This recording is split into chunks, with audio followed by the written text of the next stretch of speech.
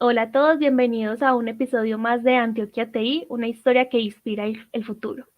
Mi nombre es Daniela Gómez, soy estratega en Pragma y los acompañaré en el espacio de hoy.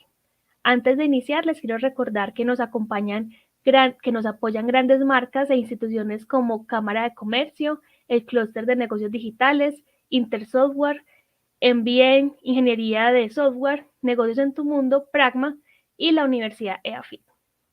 Bueno, ahora sí les voy a presentar a nuestra invitada de hoy.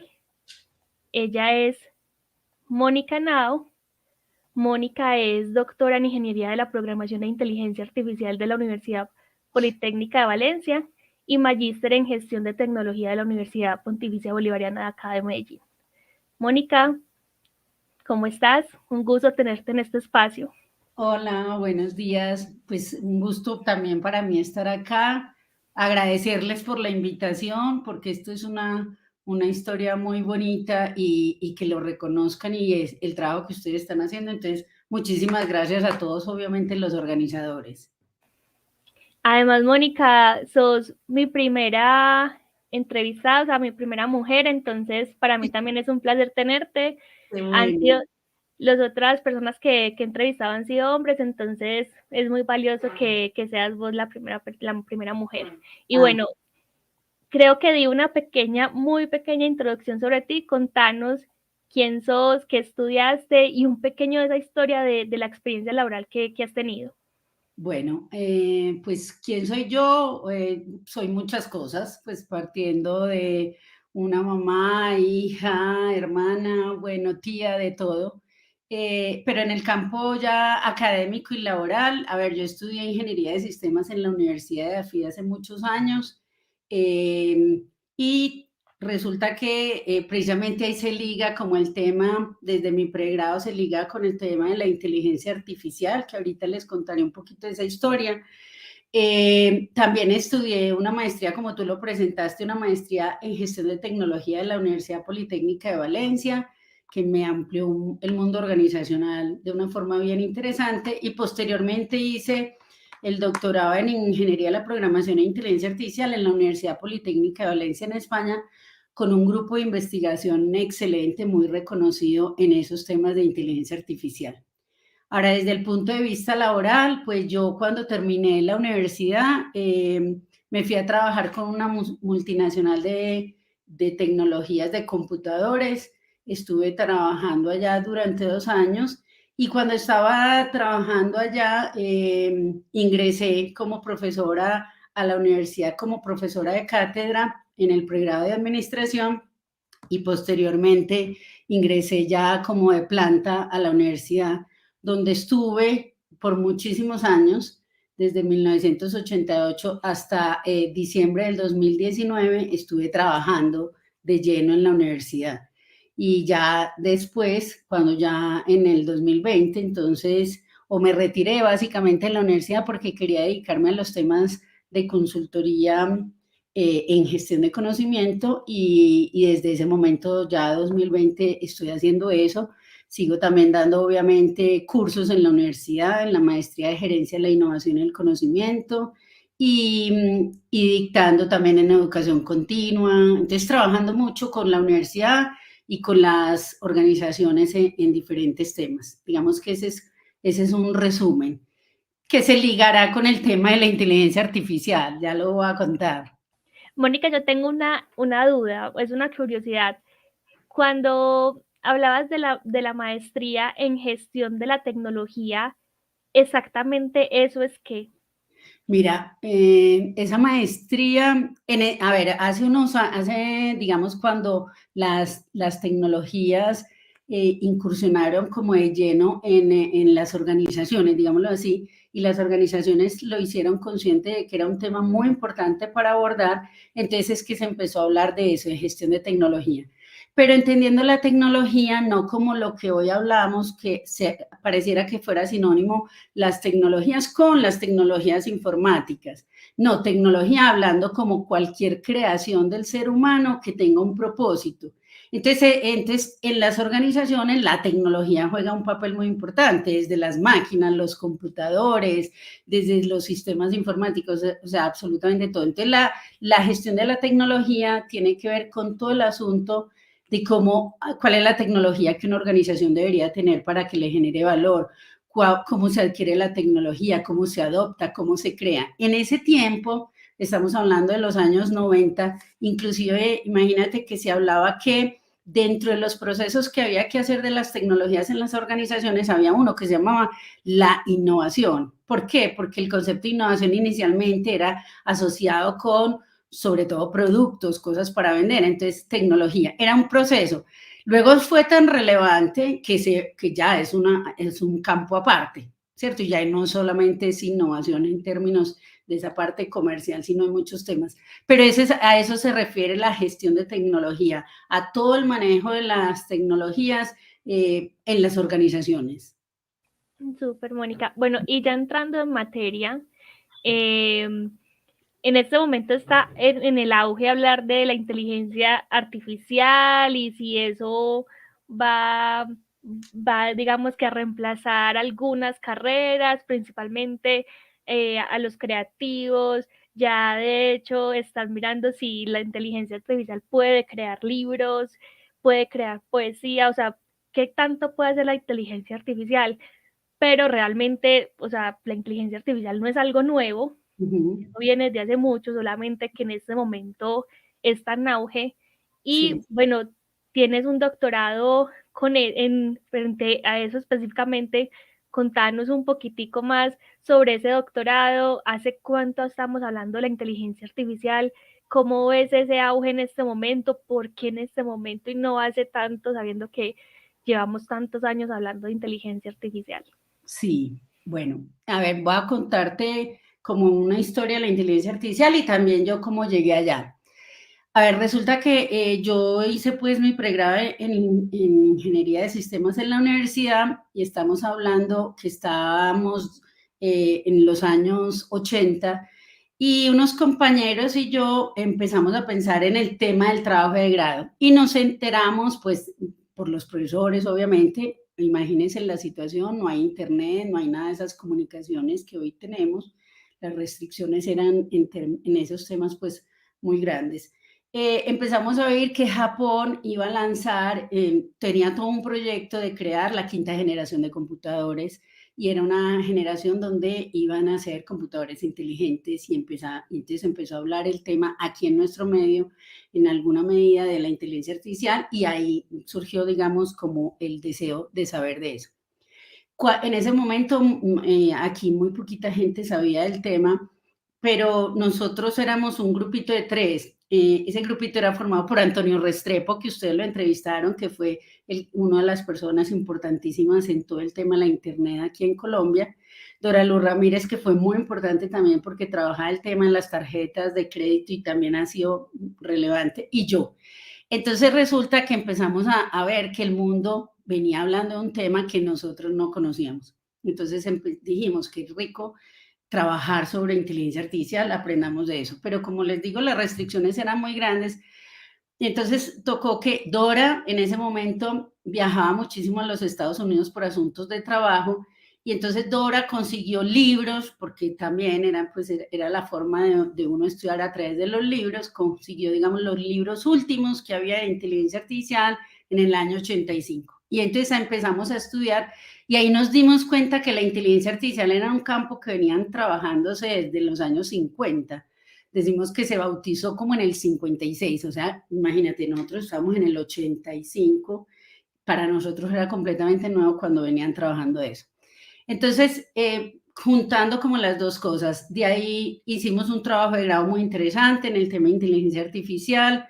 Yo me voy a trabajar, como les dije ahorita, con una multinacional y resulta que Dora dictaba clases de cátedra en la universidad y entonces me dice que se tenía que retirar porque viajaba muchísimo, que qué pesar, y yo le dije, recomendame, yo quiero dar clases, y me recomendó y ahí empecé pues como cátedra. Luego viene Alberto Restrepo y me dice, me fue bien, digamos, en ese primer curso, y me dice que si quería irme a trabajar a la universidad, a montar precisamente los cursos de inteligencia artificial. En ese momento, en el pregrado de Ingeniería de Sistemas, entonces diseñamos 2 cursos, uno que se llamó Inteligencia Artificial y otro que se llamó Sistemas Expertos. Con el tiempo cambiaron a la ingeniería, a 2 cursos que eran Ingeniería del Conocimiento, que mira, el tema de la Ingeniería del Conocimiento, o sea, inteligencia artificial es una cosa muy grande, es una cosa que viene desde hace muchos años, que abarca muchos temas, porque imagínate, el propósito era pensar, crear máquinas que fueran inteligentes. Entonces había que entender primero qué era un ser inteligente, había que entender eso, pero también había que entender cómo llevar eso a una máquina que fuera inteligente. Entonces, imagínate todo el campo multidisciplinario que es, todo lo que hay que investigar para saber de eso. Entonces, digamos, la inteligencia artificial está formada por muchísimas áreas.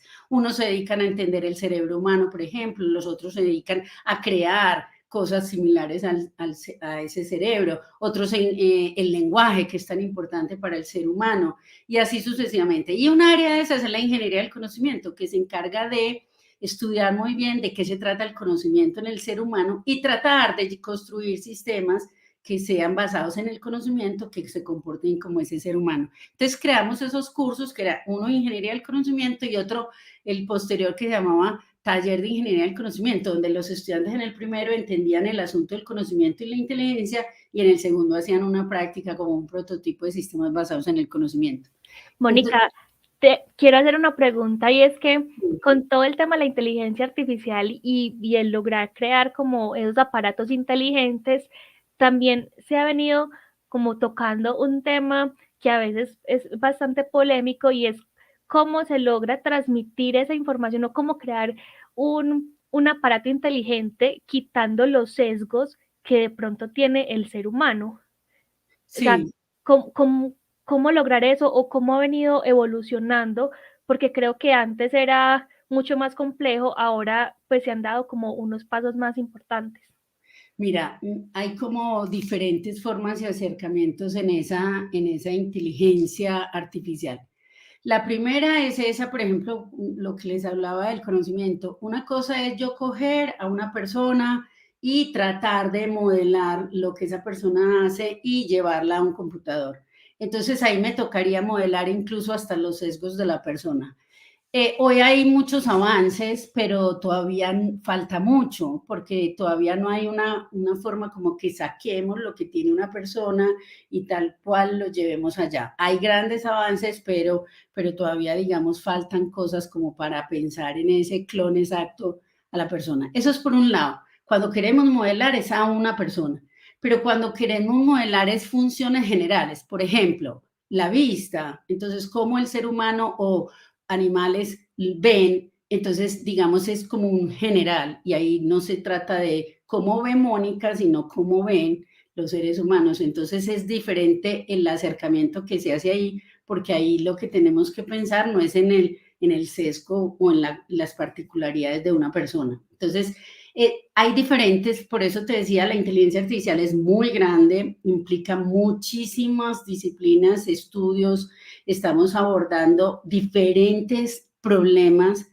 hay por eso muchísimos acercamientos y por eso hay diferentes clasificaciones en la inteligencia artificial. Entonces, digamos, ahí creo que te responde que por un lado sí se aborda y se han avanzado cosas y es tratando de simular, de modelar cómo hace una persona, y por eso hay que observarla y hay que hacer un montón de trabajo, que eso se trata precisamente esa parte de la ingeniería del conocimiento, pero la otra parte general es como esos seres inteligentes, digámoslo en ese sentido, pues en términos sencillos, digámoslo así. Sí. Súper. Sí, bueno, entonces yo te cuento que, ¿qué pasó? Tú lo decías como cuando hacías la pregunta, esa introducción, la inteligencia artificial ha cambiado muchísimo. Entonces, claro, una cosa es el propósito de quienes en 1956 dicen, vamos a estudiar esto de fondo, porque ahí, ¿qué pasaba? Piensen en un momento en la informática que pasaba en el 56, los recursos que teníamos en comunicaciones, en todo eso, en las mismas áreas de disciplinares. Entonces ha avanzado un montón. Tuvo ahí como la historia es muy bonita porque primero se pensó que era tratar de construir casi como un ser humano, pero cuando empiezan a investigar se dan cuenta que es que a pesar de que, entre comillas, la mayoría de los seres humanos podemos ver, no es fácil entender cómo se ve, porque una cosa es el ojo, lo que captura, y otra cosa es el cerebro, cómo procesa y cómo las relaciones que se hacen. Entonces, digamos, ahí fue necesario esperar muchísimo tiempo. Entonces, ¿por qué hay grandes avances en los últimos años? Precisamente porque cada vez se conoce más de ese ser humano, por un lado, y cada vez tenemos más avances en la informática. Mira que toda la parte de comunicaciones, el internet, las redes, todo eso avanzó muchísimo. La parte del hardware, cada vez tenemos más capacidades, más velocidad de procesamiento, estamos hablando de la nube, estamos hablando de manejo de volúmenes de datos inmensos, entonces cada vez tenemos más datos, es decir, cada vez, digamos, se dio que tantos avances en diferentes ramas hicieron posible que muchas cosas de la inteligencia artificial hoy se tuvieran. Y eso es como lo que se logró dar. Inicialmente, digamos, la inteligencia artificial era un asunto de algunas empresas muy grandes, de centros de investigación y de universidades, pero no llegaban mucho, digamos, al resto. Y hoy vemos que la inteligencia artificial está inmersa en un montón de cosas, hasta en aparatos, en equipos que compramos y ni siquiera nos damos cuenta. O sea, muchas veces como usuarios no sé, un celular, por ejemplo, ni siquiera nos damos cuenta que hay un montón de inteligencia artificial. Los que manejamos, por ejemplo, un iPhone, el Siri, es una cosa maravillosa y como que ni nos damos cuenta y detrás de eso hay un montón de cosas, pues. Mónica, y podríamos hablar de que, pues, de algunos riesgos, o sea, la inteligencia artificial actualmente, ¿qué riesgos puede tener? Mira, yo siempre lo he dicho, pues porque vengo pues de este mundo de las tecnologías. A ver, la tecnología per se no es mala, pues porque no. El asunto es cómo lo utilizamos. Entonces, ¿qué pasa hoy con la inteligencia artificial? O sea, yo creo que ha sido genial primero por la inteligencia artificial, los avances que se han logrado en ella. Es que es un descreste todo lo que han hecho los creadores de la inteligencia artificial. Impresionante lo que se ha logrado. Hemos avanzado mucho y eso ha aportado precisamente al avance y la calidad de vida de los mismos seres humanos. Eso es un hecho. Pero también hay un riesgo en cómo estamos usando eso. Y en el uso, por un lado, porque está llegando a que se hagan cosas, entre comillas, que no deberían ser, y también en que eso ha creado una brecha muy grande entre los países que sí desarrollan estas tecnologías y entre los países que simplemente consumimos las tecnologías. Una brecha muy grande en términos de desarrollo y entonces es un riesgo muy, muy alto. Nosotros todavía no tenemos como suficientes personas formadas para trabajar en esto o muchas veces no le aportamos lo suficiente a la investigación, seguimos con el pensamiento en algunos pues países de seguidores, no de creadores y yo creo que eso hace la brecha más inmensa y eso tiene implicaciones obviamente sociales y de desarrollo. Entonces sí hay esos riesgos. Y lo mismo, el mal uso, o sea, pongamos un ejemplo hoy de algo que en los últimos mesecitos se está hablando mucho del chat GPT, que es, o sea, es un descreste, o sea, desde el punto de vista del desarrollo de eso es impresionante cómo logran hacer eso.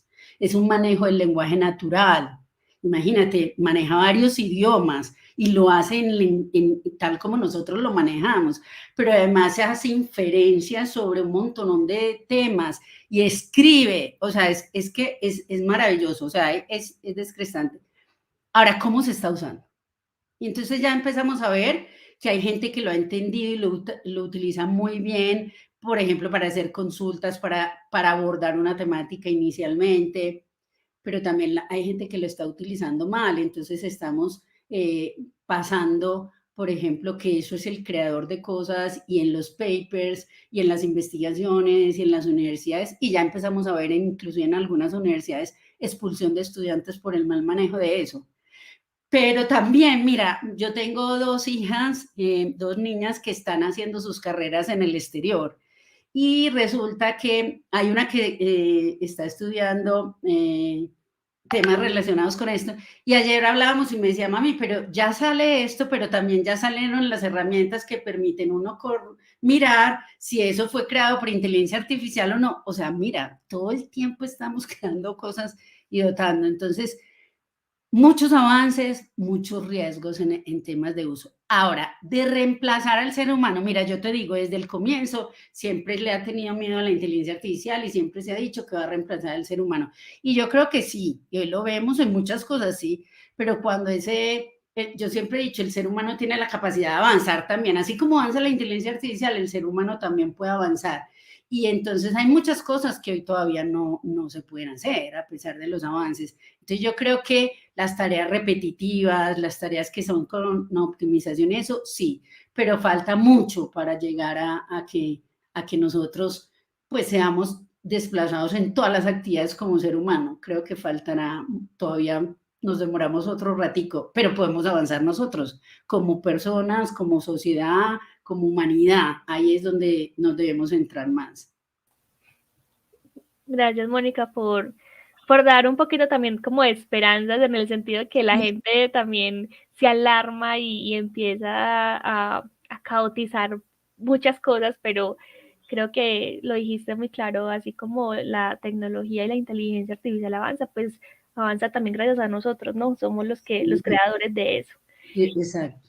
Y bueno, también hay un tema que queremos tocar en este espacio y es sobre la gestión del conocimiento. Entonces, ¿cómo era la gestión del conocimiento hace, no sé, hace 20 años aproximadamente? ¿Cómo es ahora? Y también cómo la tecnología ha permitido o ha facilitado esta gestión. Bueno, también es como una historia interesante, pues, a ver, la gestión de conocimiento como campo disciplinar de estudio también viene desde hace muchos años. Lo que pasa es que nosotros, pues, no hace mucho lo trabajamos. A ver, en el caso mío personal, yo empecé a trabajar esta temática desde los años 90, precisamente con el asunto de la ingeniería del conocimiento. Cuando empiezo a trabajar también los temas de gestión de tecnología, entonces veo que el conocimiento es un tema fundamental a nivel organizacional. Pero en ese momento, tal como nos pasó cuando los poquitos que arrancamos el tema de inteligencia artificial acá, miran, nosotros, por ejemplo, trabajamos eso, íbamos a las empresas, estamos hablando pues de esos años 80 y 90, a las empresas a contarles de estos temas de inteligencia artificial y después de gestión de conocimiento y no nos creían. En temas de investigación también no había mucho como aporte porque no veían como resultados como inmediatos. Entonces, pues digamos que fueron dos temas que a pesar de que existen hace mucho, no fueron como abordados desde hace mucho a nivel pues institucional en nuestro medio. ¿Qué pasó con la gestión de conocimiento? Avanzó mucho. El conocimiento es fundamental para que una organización cree valor. Nos lo mostraban cuando empezamos a hablar de los temas de innovación. Y entonces, ¿qué pasó? Inicialmente, las organizaciones pensaron que había un problema que tenían y era que tenían que conservar su conocimiento. Y en esos inicios se pensaba que la forma de conservarlo era básicamente como documentarlo. Pero realmente con todos los avances precisamente del cerebro y del asunto cognitivo y el conocimiento, nos dimos cuenta que realmente no muchas cosas se pueden documentar y que la mayoría del conocimiento de las personas no se puede documentar. Entonces ahí vinieron cambios muy grandes, porque entonces volvimos a que sí, era importante documentar unas cosas, pero era más importante las personas que tenían el conocimiento y que lo podían aplicar en la organización. Y en eso se centraba la gestión de conocimiento. Tuvo cambios grandísimos a raíz de la pandemia, muchísimos, porque digamos en la pandemia unas tragedias humanas horrorosas, unos impactos económicos negativos grandísimos, pero también nos permitió reflexionar sobre la importancia del ser humano. Mira que al inicio de la pandemia todos nos centramos en la conservación de las personas, las empresas, todo, la vida del ser humano. Entonces, ¿qué pasó? Muchos temas organizacionales se centraron en la humanización de la organización también.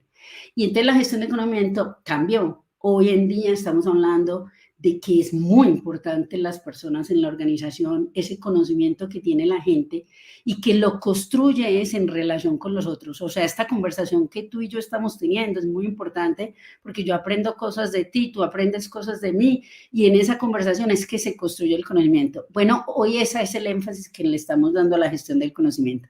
Pero, entendiendo que la tecnología es fundamental. Entonces, fíjate que hoy vamos a hablar de ese mismo ChatGPT. O sea, ya hay cosas que uno a nivel organizacional diría, pero usted sí necesita documentar eso, sí necesita tener ese proceso así, porque sabiendo que hay herramientas que te dicen cómo se puede hacer la cosa, entonces juguemos con todo eso. O sea, hay muchas cosas desde las tecnologías en comunicaciones, en estos medios que estamos utilizando que nos permiten facilitar la comunicación. Tú estás en una parte y yo estoy en otra. Todo eso en bienestar de ese ser humano y de lograr unos objetivos, unos propósitos organizacionales que tengan realmente impacto. Entonces, la tecnología de hoy es muy importante.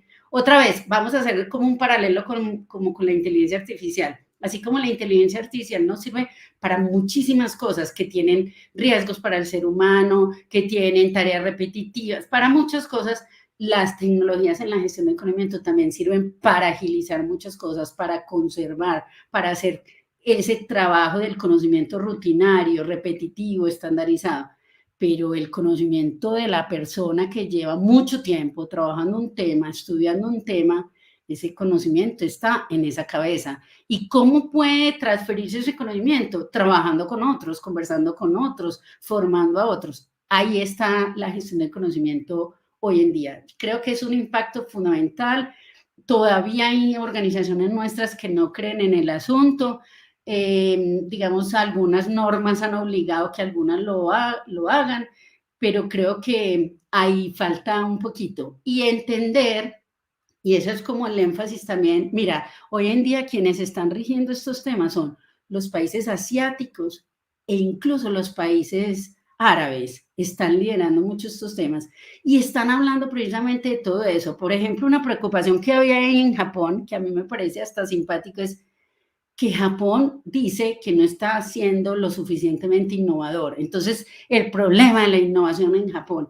¿Y qué están dándose cuenta? Que es un asunto de conocimiento, porque la innovación en última instancia es un conocimiento nuevo. Entonces, lo que tenemos que entender es cómo se crea el conocimiento y cómo favorecer la creación de conocimiento en una organización para generar valor y hacer innovación. Ahí nos centramos en este tema. Entonces, mira que todo se va como relacionando. Muy bonito. Además, porque las organizaciones que no ponen en práctica todo el tema de la gestión del conocimiento empiezan a tener o un desorden, se les dificulta más avanzar, se les dificulta encontrar información que antes ya habían hecho. Hay un lema que nosotros en Pragma tenemos y es construir sobre lo construido. Y Ajá. creo que es un poco la importancia de lo que permite la gestión del conocimiento. Sí, y sabes que es como reconocer que las vivencias que tenemos los seres humanos y las organizaciones se pueden convertir en conocimiento y experiencia para otros. Entonces, para no repetir los mismos errores, para aprender. O sea, cuando estamos hablando del aprendizaje personal, que hoy es tan importante, cada vez aprendemos y nos transformamos. Yo no soy Mónica Henao Calas hoy igual a la Mónica Henao Calas de 1985, imposible, soy otra. Pero las organizaciones también. Pragma no es lo mismo hoy a lo que fue en sus inicios, MBM también, o sea, todos. Y ese asunto del aprendizaje, venga, como organización, ¿qué hemos hecho? Yo le cuestiono a muchas organizaciones con las que he trabajado en estos últimos años, pues, y durante la pandemia, les decía, estamos reflexionando sobre lo que está pasando en la pandemia, lo que están haciendo las organizaciones. Y hoy, que ya se supone que hemos pasado por todo eso, las organizaciones sí se han sentado a analizar, venga, ¿qué hicimos? ¿Por qué lo hicimos? ¿Qué hicimos bueno? ¿Qué deberíamos seguir haciendo?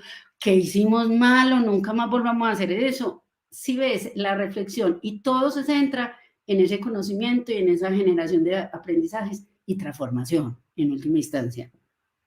Sí. Completamente. Uh-huh. Mónica, mil gracias de verdad por habernos acompañado en este espacio. Como te dije al inicio, Es muy valioso tenerte en este programa. La idea de nosotros es recopilar y dar a conocer esa historia de la informática en Antioquia, y el saber que hay mujeres tan importantes en esta historia, de verdad que como que marcan un precedente. Más estamos próximos al Día de la Mujer, y Sí. darle visibilidad a todo lo que ustedes han hecho, porque siempre hemos visto la ingeniería como un campo, un sector muy masculino, y mira todo lo que nos has contado, la experticia que tenés. Entonces, de verdad, por permitirnos conocer un poco más de esa historia que tenías.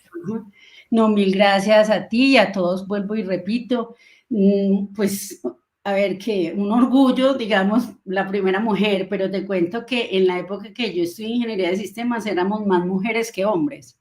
Lo que pasa es que la historia ha cambiado por un montón de razones, pero las mujeres también hemos hecho cosas maravillosas y hemos participado. Y yo siempre he dicho, esto no es un asunto de hombres o mujeres, sino de ser humano, de integración y construcción con todos. Entonces, un gusto y rico tener digamos, este trabajo que están haciendo ustedes, porque lo que hablábamos ahorita, la historia no se puede perder, porque debemos aprender mucho de eso y debemos saber por las que hemos pasado. Entonces, mil gracias y como siempre, dispuesta a estar apoyando en lo que sea. Gracias, Mónica, y gracias a todos los que vieron este programa. Recuerden estar pendientes de nuestras redes sociales. Ahí les estaremos contando cuál será nuestro próximo invitado y nuestro próximo espacio. Mil gracias a todos. Un abrazo. Chao, que estén bien, gracias.